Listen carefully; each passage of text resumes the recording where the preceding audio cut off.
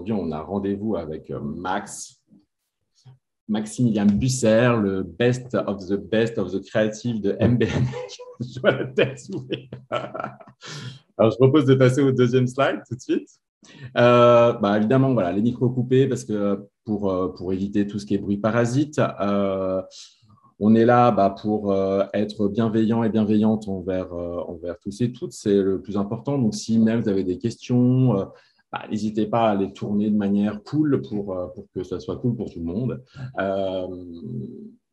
Les commentaires sont vraiment les bienvenus. On voit qu'aujourd'hui, on en parlait tout à l'heure avec Max, ce qui est très important, c'est l'interactivité.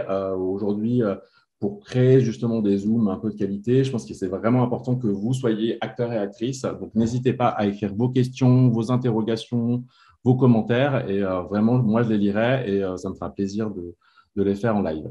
Et puis, n'hésitez pas à indiquer votre nom et prénom. C'est vraiment important parce qu'il y a eu des rencontres qui se sont faites, des mises en lien, des réseaux. Donc, n'hésitez pas à ouvrir vos caméras aussi. Comme ça nous permet un peu de voir qui est là, qui n'est pas là. Donc, n'hésitez pas. Troisième slide. Alors, moi, je voulais juste vous rappeler qui on était. Donc, JobWatch, c'est vraiment, on est le job board de l'emploi et de la microtechnique et de l'horlogerie, dans le monde horloger et de la microtechnique. Donc, on est 48 000 candidats. Alors, on a cette particularité de vérifier tous les CV. Alors, c'est un peu fastidieux pour notre équipe, mais on le fait et c'est ça qui fait notre force. Donc, on a 48 000 candidats et candidates et on a surtout des offres d'emploi que vous verrez nulle part ailleurs, et dans toute la Suisse et dans tout le monde. Alors, je propose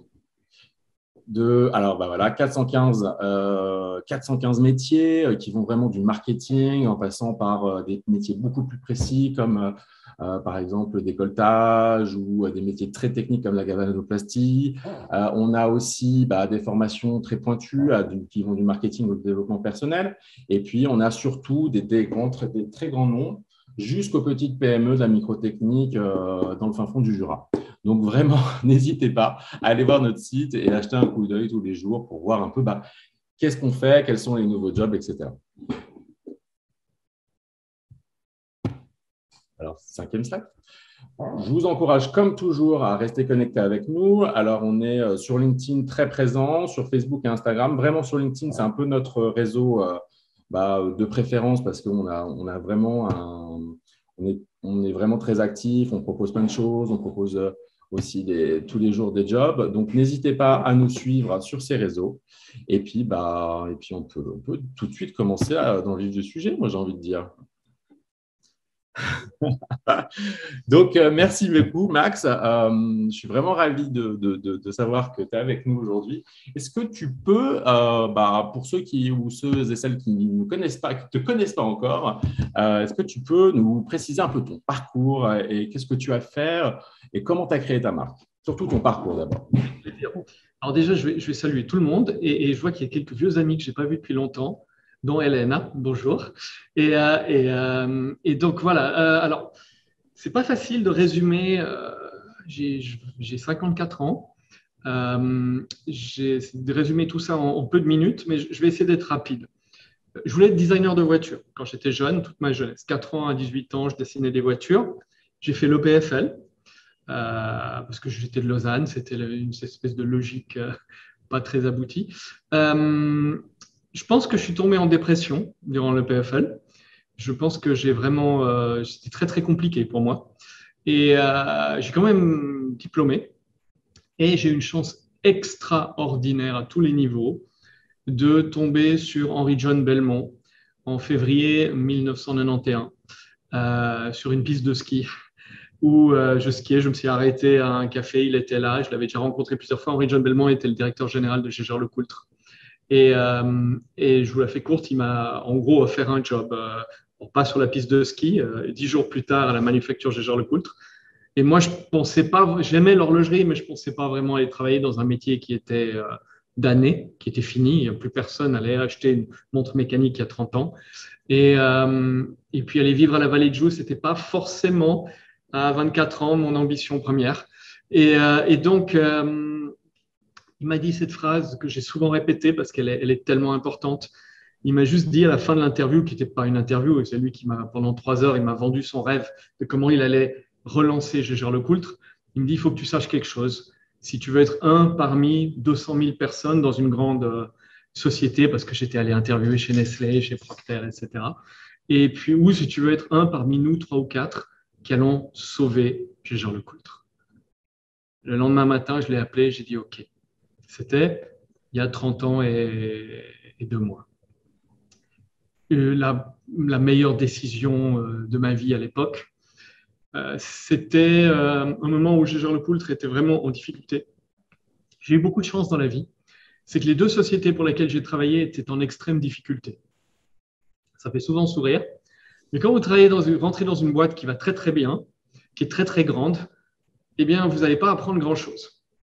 Par contre, quand vous rentrez dans une toute petite boîte qui est au bord du gouffre, alors là, c'est l'ascenseur pour apprendre très très vite. Et donc, j'ai eu la chance de me retrouver responsable produit, le bras gauche ou bras droit d'Henry John à cette époque-là. J'avais 24 ans, il m'a tout appris. Et j'ai passé 7 années extraordinaires chez Jean Lecoultre. Et puis, les chasseurs de tête venaient me chercher, ils voulaient tous m'offrir le même job avec un peu plus d'argent. Et je disais non, non, moi, c'est ma famille, quoi. Je me sens bien ici, c'est pas une histoire d'argent, ça n'a jamais été une histoire d'argent. Et un jour, quand même, il y a un chasseur de tête qui s'appelle Egon Zender qui m'appelle. Et Egon Zender, ils font que du directeur et les C-suite, on appelle ça aujourd'hui, les chief quelque chose officer. Et donc, c'était il y a 23 ans. Et je lui dis, qu'est-ce que vous voulez faire avec moi? Il me dit, écoutez, on a entendu parler de vous. Est-ce que vous voulez pas descendre à Genève et on a peut-être un job pour vous? Donc, je descends à Genève. Il m'interviewe pendant 1 heure et demie. Ils me disent, bah voilà, vous avez 10 ans de pas assez. J'avais 31 ans. Mais vous pourriez faire ce job, directeur général de Harry Winston Timepieces. Alors, j'éclate de rire. Et je dis, mais vous êtes fou. Je ne suis même pas directeur de quoi que ce soit. Et il me dit, bah, écoutez, il y a 40 candidats pour le job. Essayez de faire les interviews. Donc, ça, c'est aussi quelque chose que. Alors, je ne devrais pas dire quand il y a des employeurs qui m'écoutent, parce qu'aller perdre du temps à des employeurs, ce n'est pas terrible. Mais c'est vrai que faire des interviews quand vous pensez que vous n'avez pas une chance d'avoir le job, ça vous permet de vous entraîner. Ça vous permet de. Vous êtes zen, vous êtes à l'aise, parce que de toute façon, le job, vous n'avez aucune chance de l'avoir. Et c'est ce qui s'est passé. Et 4 mois après, c'était un peu compliqué parce que la maison mère était à New York. Ils voulaient remplacer le DG en place qui ne devait pas le savoir. Enfin, c'était un peu compliqué. Ils me disent, bon, bah, c'est vous. Et là, il faut quand même que je réfléchisse parce que un truc, c'est de draguer. L'autre, c'est de se marier. Et donc, je dis, bah, j'ai jamais voulu être directeur général. J'ai jamais pensé un jour être directeur général de quoi que ce soit. Je viens d'une famille sans argent, je ne viens pas d'un environnement social où on est dans ce modus-là, vivendi, operandi, pardon. Et puis, je me dis, on ne va jamais m'offrir les clés d'une maison. C'est la première et cependant la dernière fois, il faut que je les prenne. Et donc, je dis oui. Donc ça, c'est en 1998. Et je démissionne de Gégère, alors grand étonnement, et je découvre avec horreur l'étendue des dégâts chez Harry Winston Timepieces. Donc, Harry Winston Timepieces, la branche horlogère de Harry Winston, à l'époque, c'était 7 employés qui voulaient tous se barrer, et la boîte était sur le point d'aller en dépôt de bilan. Et le moment que je comprends ce qui se passe, c'est que je suis vraiment adoubé, parce que ça, je faisais ça, je vivais à Puy, je travaillais à la Vallée de Joux la journée, je descendais le soir à Genève pour voir l'étendue des dégâts, je devenais de plus en plus blanc et je retournais dormir à Lausanne. Et dans la première semaine où je commence, je prends un avion, je vais à New York et je vais voir mes nouveaux patrons en leur disant, écoutez, c'est un cauchemar, c'est voilà tout ce qui ne va pas. Et ils me regardent, ils me font... ça va être votre cauchemar, parce qu'entre-temps, la marque Harry Winston était mise en vente suite à plein d'histoires, je ne vais pas rentrer là aujourd'hui. C'était encore la propriété de Ronald et Bruce, les 2 fils de Harry, qui s'étaient mis en procès l'un contre l'autre pendant 10 ans. Et donc, ils disent, voilà, soit vous sauvez cette boîte, soit on la met en faillite, quoi. Maintenant, rentrez à Genève. 1998-1999, pire année de ma vie. Euh, j'ai eu un ulcère colossal au bout de 3 mois. Enfin, il y avait tous les 7 employés voulaient tous se barrer. Il y avait rien pour la foire de Bâle qui devait arriver en avril. Moi, je suis arrivé en novembre. Il n'y avait même pas de stand, il n'y avait pas de produit, il n'y avait rien. Enfin, c'était il n'y a surtout pas d'argent. Et voilà, donc ça m'a pris à peu près 1 an et demi avec cette petite équipe, cette joyeuse petite équipe que j'ai réussi à garder pour sauver la boîte, pour la rendre à peu près euh, sans perdre d'argent. Et donc après 2000 à 2005, ce sont des années rock'n'roll. Là, on va créer Opus, on va amener la boîte de 8 à 80 employés, de 8 à 80 millions de dollars de chiffre d'affaires. Et puis, je pense qu'on peut dire qu'on a mis à ce moment-là Harry Winston sur la map de l'horlogerie, là où il était que en joaillerie à l'époque. Et donc, j'étais théoriquement l'homme le plus heureux, mais en fait, je ne l'étais pas. Et c'est vrai que pour ceux qui ont déjà entendu mon histoire, je suis désolé, je n'ai pas de variation, c'est toujours la même. Et donc, là, ça devenait de plus en plus difficile pour moi d'aller au bureau. Et pourtant, j'avais tout. J'avais l'argent, j'avais ma tête dans les journaux, j'avais le pouvoir, la reconnaissance, un truc dont j'ai beaucoup manqué quand j'étais plus jeune, la reconnaissance. Et, euh, et donc, il se passe plein de trucs, je vous la fais courte. Mon père décède le 31 décembre 2001. Je pleure 12 secondes parce que je suis un grand garçon. Et je continue ma vie. Et puis 1 an après, je vois un film où un fils perd son père et je commence à m'effondrer en larmes. Et c'est fou, hein, ça m'est encore arrivé la semaine dernière, 20 ans après. Mais à l'époque, c'était beaucoup plus violent. Et donc, je réalise que clairement, il y a plein de choses qui ne sont pas abouties là. Et donc, je décide d'aller en thérapie. Et durant ce processus de thérapie, on va parler de regrets. Et à un moment donné, la thérapeute me dit, bon, on a beaucoup parlé de votre père, maintenant, parlons d'autre chose. Vous sortez de la séance, vous faites écraser par un bus, vous avez 2 minutes à vivre. Quels autres regrets auriez-vous? C'est une question qu'on devrait tous se poser. Et là, je vis la life et je m'effondre. Et je réalise que je ne suis pas du tout fier de ma vie et que probablement le jour le plus important pour moi sera le dernier jour de ma vie, celui où je peux regarder en arrière et dire je suis fier de ce que j'ai fait. Et en fait, j'étais devenu, alors je suis désolé pour tous les gens qui aiment le marketing, j'étais devenu un marketeur. C'est-à-dire que je créais des produits tout le temps, mais ce n'était jamais les produits que j'aimais. C'est des produits que je créais parce que je pensais qu'ils allaient se vendre. Donc, c'est une abnégation totale de soi-même. Et puis, mes parents étaient probablement les gens les plus gentils et respectueux que j'ai jamais rencontrés et qui ont essayé de m'inculquer les mêmes valeurs. Ma mère était zoroastrienne. Il y a peu de gens qui savent ce que c'est que cette religion, qui est la plus ancienne religion monothéiste de l'histoire. Et donc, ils partent sur 3 principes de base. Good thoughts, good words, good deeds. De belles paroles, de belles pensées, de belles paroles et de beaux accomplissements, de beaux gestes.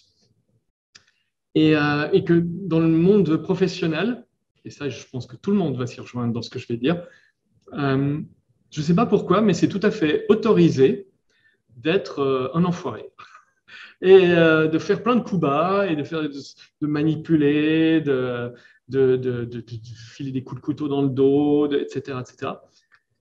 Et plus vous montez dans les hautes sphères du pouvoir, et plus c'est important. Et donc, je me suis dit, mais moi, je n'en veux plus de cette vie-là. Donc voilà, j'ai imaginé une micro-société qui devait être la mienne, parce que de toute façon, j'allais créer des choses tellement invendables que c'était clair qu'il ne pouvait pas y avoir quelqu'un qui allait financer ça. Parce qu'en plus, si quelqu'un allait financer ça, il ou elle allait vouloir des profits. Et donc ça, c'était juste, ça, c'est rentre pas en matière. Quand on crée, on crée. On n'est pas là pour gagner de l'argent. Et donc voilà, j'ai imaginé MBNF, Maximilian Busse and Friends, et je l'ai répété 1 million de fois. Donc tout le monde m'a dit que c'était le pire nom de l'histoire de l'horlogerie. Et donc j'ai mis toutes mes économies. Moi, j'ai démissionné en avril 2005. Et j'ai réussi à quitter le 15 juillet 2005 Harry Winston. Le 25 juillet, j'incorporais MBNF SA. J'avais 900 000 francs, qui est beaucoup d'argent. Mais ce n'est pas assez quand on veut créer une marque d'horloge, surtout pas une marque qui crée ses propres mouvements. Et voilà, j'ai créé la SA qui était juste moi tout seul dans mon appart pendant 2 ans et demi à travailler avec les Friends. Donc, c'était tous ces gens qui transforment une idée. Parce que finalement, moi, si j'ai un talent, et encore, c'est celui d'avoir des idées un peu bizarres. Non, j'ai un deuxième talent. Je sais bien m'entourer. Et donc, du coup, c'était de trouver tous ces gens incroyables qui allaient transformer mes idées folles en réalité. Et 16 ans plus tard, on est 31. Euh, on n'a jamais fait rentrer plus d'argent. Il n'y a jamais eu un actionnaire qui est rentré. Et on n'a jamais fait de perte, à part les 2 premières années, évidemment. Mais on a essuyé des coups chauds. Il y a eu des années très, très compliquées. Mais voilà, on n'a pas de dette, on n'a pas de perte. On a sorti 19 calibres en 16 ans. Et tout ça avec une micro-équipe. Aujourd'hui, on est 31. Il y a 8 ans, on était 15. Et puis, il y a eu 2 phases.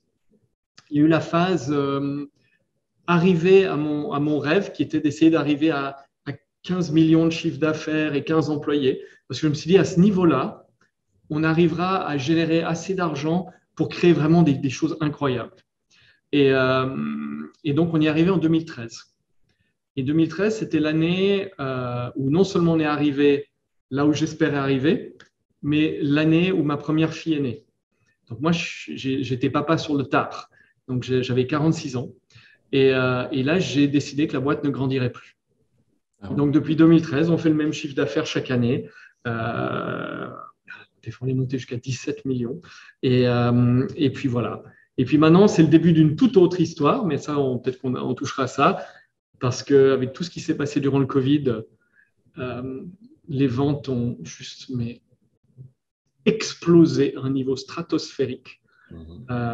On va prendre une partie du crédit, mais pas tout. Et donc, du coup, aujourd'hui, il y a quand même une décision de croître de façon modérée. Je crois on a planifié plus 11% par année sur les années qui viennent. Donc, vous donner une ordre d'idée, l'année passée, on a sorti 215 montres pour 15 millions de chiffre d'affaires. Voilà. Je suis désolé, j'ai parlé un peu trop longtemps, mais ça Non, donne pas un du tout. cadre. Pas du tout. Alors, moi, je trouve ça assez fascinant, en tout cas, comment tout ton parcours. Et moi, j'ai trouvé ça vraiment très chouette. Je te remercie. Moi, je ne connaissais pas. J'avais lu un petit peu certaines choses, mais la manière dont tu incarnes les choses, la manière dont tu nous parles aussi un peu de tes fails, en fait. Hein. Donc ça permet de vivre un peu différemment des choses. Et donc aujourd'hui, justement, tu nous as parlé un peu de ton ressenti, à quel point ça a influencé ta vie. Euh, c'est marrant parce que quand tu nous as parlé un peu plus de l'actualité, tu nous parles plus justement de chiffres. Comment toi, aujourd'hui, tu te sens par rapport à cette actualité où on voit justement les ventes à quoi? De quoi tu as envie, toi, d'un point de vue personnel et pour ta marque? Quels sont tes nouveaux challenges? Le fondamental de MBNF, ça a été la fierté. Et ça, c'est une fierté que j'ai cherchée moi, mais qui est celle que je pense que tout le monde dans notre petite équipe, ça, c'est un de nos moteurs. C'est la fierté de créer, c'est la fierté d'être des gens bien, d'essayer en tout cas. C'est la fierté de ne jamais transgresser nos valeurs. Donc, il y a eu ça. Et puis, à un moment donné, parce que moi, j'étais un workaholic absolu, mais c'était pas du travail. Pour moi, ça a toujours été, même avant, j'ai géré Winston, j'ai toujours travaillé comme un dingue. Quand j'ai eu ma première fille dans les bras, je me suis dit, bon, attends, fais pas la même connerie que ton père. Et moi, j'ai jamais vu mon père, il est toujours en train de bosser. Et, euh, et j'ai eu ce luxe de me dire, bah, maintenant, il y a la fierté et il y a le bonheur. C'est un truc auquel j'ai jamais aspiré avant. Et donc, qui dit bonheur dans mon cas, c'était d'essayer d'avoir un équilibre entre vie professionnelle et vie personnelle. Ça, c'est le luxe ultime. Et aussi une des multiples raisons de ne pas grandir. Euh, je vous disais en tout début de discussion qu'aujourd'hui, on vit un moment de rêve. Ça fait 18 mois que je n'ai pas voyagé. Je pensais qu'un des fondamentaux d'MBNF, c'était vu qu'on n'a absolument pas d'argent pour faire de la pub ou de la com traditionnelle. Donc, j'ai énormément voyagé. Ça fait partie du sacerdoce, hein, pour aller expliquer le pourquoi, le fameux why. C'est tellement important pour nous. Je pense que le pourquoi d'MBNF est tout aussi important que ce que l'on crée. Et donc, là, depuis février de l'année passée, je n'ai pas voyagé. Donc, j'ai pu voir ma famille, être avec eux tout le temps.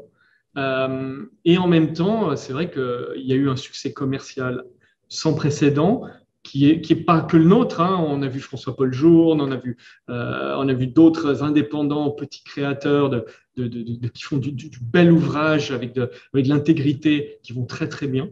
Et puis, maintenant, c'est de se dire, voilà, il y a eu des années difficiles, comme j'expliquais. Il y a eu 2007, 2009, 2012, 2014. Chaque fois pour des raisons différentes. Il y a des années où on a frôlé le dépôt de bilan. Et là, maintenant, on est plus serein. Et d'ailleurs, je me pose la question, parce qu'en tant que créateur, c'est très important d'avoir peur. Les pièces qui ont le plus marqué notre histoire en 16 ans sont les pièces où j'étais le plus terrifié. Pour ceux qui connaissent un peu notre petite maison, la HM4 Thunderbolt, la HM6 Space Pirate, la Flying T que j'ai dédiée aux femmes de ma vie. Comment est-ce que je pouvais imaginer créer une montre femme, quoi. Je n'ai aucune idée comment créer des montres femmes, moi. Et finalement, j'étais terrifié. Et c'est celles qui sont devenues les points marquants, vraiment les choses qui ont créé cette marque. Donc, je pense qu'avoir peur, c'est extrêmement important en tant que créatif. Donc, c'est celle où tu sors un peu de ta zone de confort, en fait. Enfin... Alors, être créatif, c'est sortir de sa zone de confort. Les gens me demandent comment ça se fait que vous avez sorti toutes ces idées. Typiquement, peut-être vous avez entendu, on a sorti, notre prix moyen est de l'environ, je vais dire, 125 000 francs, ce prix public sur ces 215 montres. On a sorti une montre à 1 900 francs, dédiée juste à ceux qui nous avaient aidés au mois de juin. Oui, ça semble il y a des années, mais c'était il y a quelques mois. Et voilà, c'est un risque colossal, un des multiples risques. Mais quand on crée, à un moment donné, si on crée toujours dans le même niveau d'adrénaline, on a l'impression de ne plus vivre. Je vais prendre une mauvaise analogie, c'est comme la drogue. C'est qu'à un moment donné, il faut passer au stade supérieur, sinon on ne sent plus rien. Et la créa, c'est ça. Et donc, pour sentir quelque chose, pour sentir vivant, il faut prendre des risques. Et c'est que les risques qui vous rendent fiers. Alors, j'ai une question de Maxime qui dit « Bonjour Max, votre parcours de vie est très inspirant et il est réconfortant de vous voir des business leaders garder un œil sur les vrais enjeux de la vie tout en pilotant brillamment une société. Quels sont vos prochains grands enjeux ?» Alors justement, quelle est votre prochaine out of zone de confort, justement? Alors, dans les grands enjeux, on a assemblé une équipe extraordinaire de gens qui pensent comme nous, qui ont ce même, qui ont ce même état d'esprit créatif, constructif, sympathique, qui ont envie de s'entraider. Et donc, comment faire que ces personnes soient heureuses et qu'elles restent dans l'entreprise? Comment faire de balancer loyauté envers des employés qui ont tout donné et augmenter la compétence de l'entreprise? Alors, typiquement, quand on avait décidé de ne plus grandir, c'était un vrai problème. Parce que plus grandir veut dire plus d'embauche, plus de budget. Et donc, quelqu'un qui a atteint son plafond, ça devient compliqué. On ne peut pas le mettre ailleurs, parce qu'on est une toute petite structure.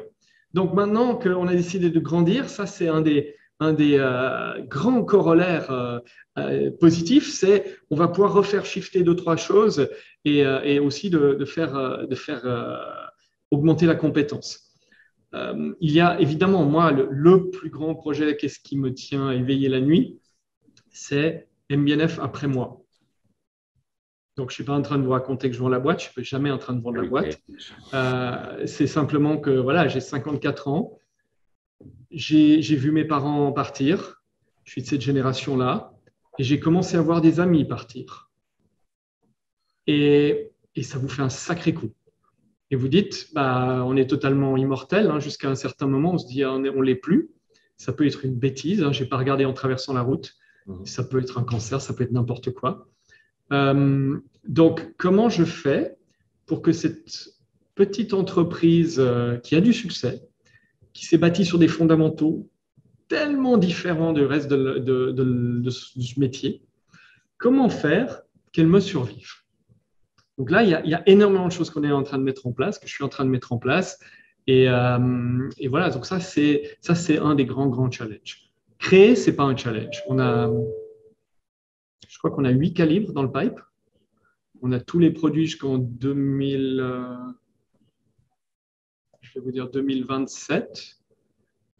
C'est d'ailleurs hyper frustrant parce que moi, je crée plus depuis 6 mois. J'ai plus envie, quoi.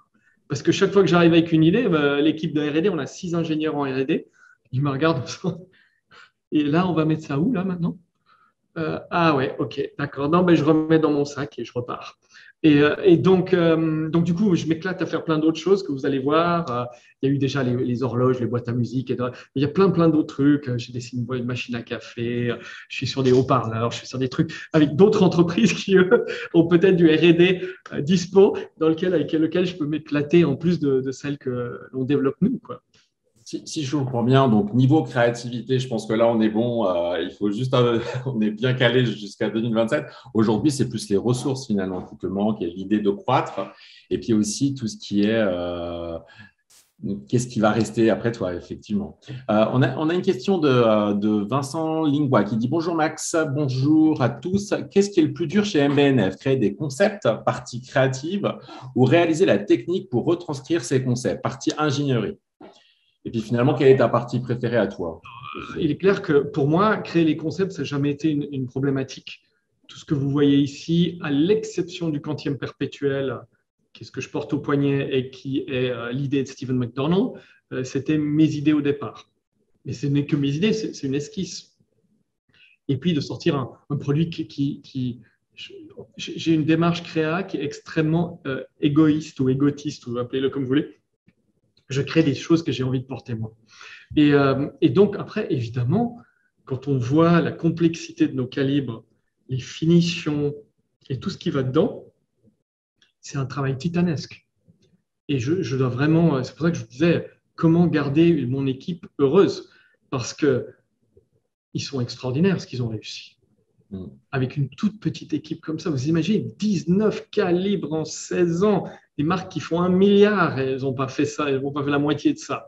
Et donc, c'est non seulement sortir des produits, mais de sortir des produits qui marchent, qui Mm. n'ont pas de problème de qualité. On a eu, je n'ai pas regardé les chiffres 2020, mais je crois qu'ils sont encore plus bas. En 2019, on avait, ça m'avait vraiment frappé, il faut vraiment que je regarde ces chiffres. On avait livré à l'époque, dans toute l'histoire de l'entreprise, je vais dire 2800, 2700 montres. Et on avait eu 72 retours en SAV sur, à l'époque, 17 calibres. Et pas, c'est pas les 2 aiguilles normaux. Hein. Donc, ça veut dire que c'est que du talent humain dont on parle. Parce qu'il y a de l'ingénierie qui vient de la tête des gens, il y a de la fabrication, de la finition, de la précision, évidemment le montage, évidemment le contrôle. Et ça veut dire que chaque maillon dans la chaîne se sent responsable. L'argent ne peut pas acheter ça. Et c'est ça où les grandes maisons souvent se sont plantées. Elles ont pensé que l'argent pouvait tout acheter. Non. Donc, le plus dur aujourd'hui, finalement, c'est ni les concepts, ni retranscrire ces concepts en ingénierie, c'est garder de la bonne humeur et de garder le bon état d'esprit dans ta société.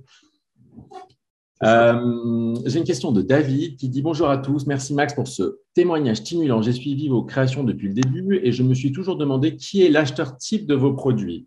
Et est-ce qu'il y a un acheteur type ou une acheteuse, hein, le collectionneur, le trader fan d'art contemporain, le millionnaire asiatique, le geek aux poches pleines de bitcoins, genre Elon Alors, Musk. quand j'ai créé la marque, je n'avais aucune idée s'il y aurait des gens assez cinglés pour me suivre dans cette histoire. J'ai découvert au fur et à mesure.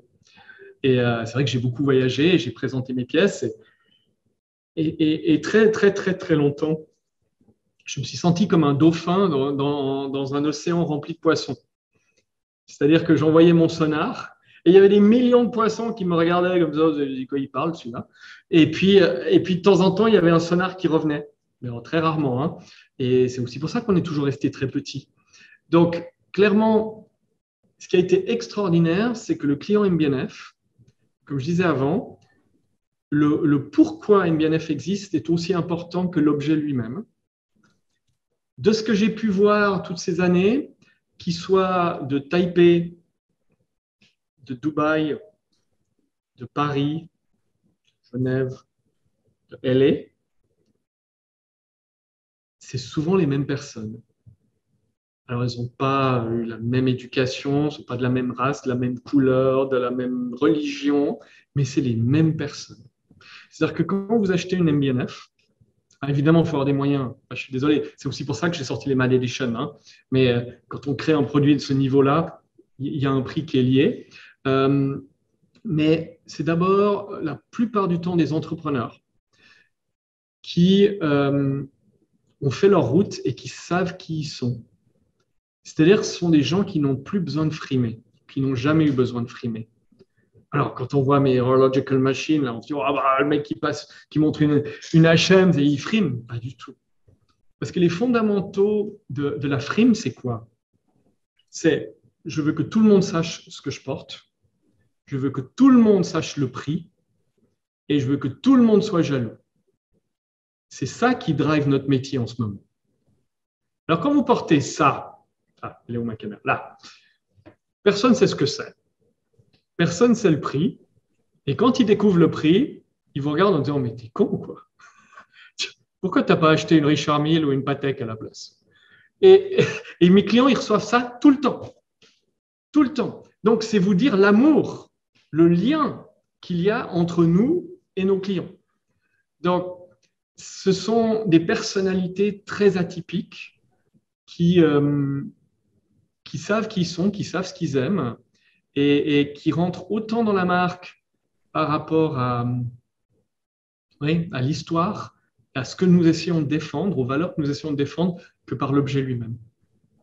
Et puis, je pense aussi que, enfin, est-ce que l'acheteur ou l'acheteuse type de tes montres, elle garde pas aussi une grande âme d'enfant? Parce que c'est un peu aussi ce qu'on voit beaucoup dans tous tes visuels, dans ta communication.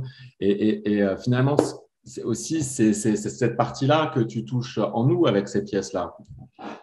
Et qui savent ne pas se prendre au sérieux. Et ça, c'est tellement important. C'est tellement important. Et donc, c'est exactement ça. Voilà, c'est ce wavelength, ce signal qu'on émet, ce sonar, et puis de temps en temps, ting, ting, il y a un client qui a les moyens. Alors après, il y a des dizaines de milliers de gens qui adorent ce que l'on fait et qui n'ont pas les moyens. Et alors ça, c'est une toute autre histoire. Ça c'est la communauté des gens qui disent wow, c'est génial. Moi, je me rappellerai toujours. On a sorti la Bulldog, donc une montre qui ressemble à un chien, le 24 mars de l'année passée.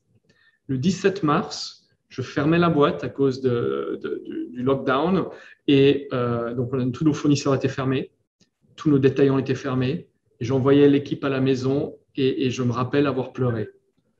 Parce que j'avais l'impression d'être enterré, vivant, et je ne pouvais plus rien faire. Et 7 jours plus tard, on a lancé le produit sur Internet en disant, bah voilà, on sort ce produit. Et cette semaine-là, elle était juste hallucinante. Le nombre de messages que l'on a reçus en disant, c'est la première fois que quelqu'un m'a fait sourire cette semaine. C'est génial. C'est génial. Donc voilà, c'est ça notre truc. Ça donne le smile. J'ai une petite question. Alors, j'ai un joli commentaire avant, mais je vais d'abord lire la question. Celle d'Anthony Dota qui dit: Bonjour Max, merci pour votre présence aujourd'hui et votre témoignage marquant. J'ai fini mes études récemment en microtechnique, également à l'EPFL. Votre parcours a été une vraie source d'inspiration pour moi et d'autres camarades. Quels conseils donneriez-vous aux jeunes ingénieurs qui commencent une carrière dans l'horlogerie? Alors déjà, moi je suis sorti il y a 30 ans. C'était un autre monde. Alors vraiment un autre monde, hein. Alors moi, ce que j'ai envie de vous dire, c'est qu'un métier, c'était Alain Silberstein qui écrivait, signait toutes ses montres en disant le plus beau est d'avoir son métier pour passion, quelque chose comme ça. Choisir un métier, ça doit être une passion. Donc si c'est une passion, immergez-vous complètement dedans.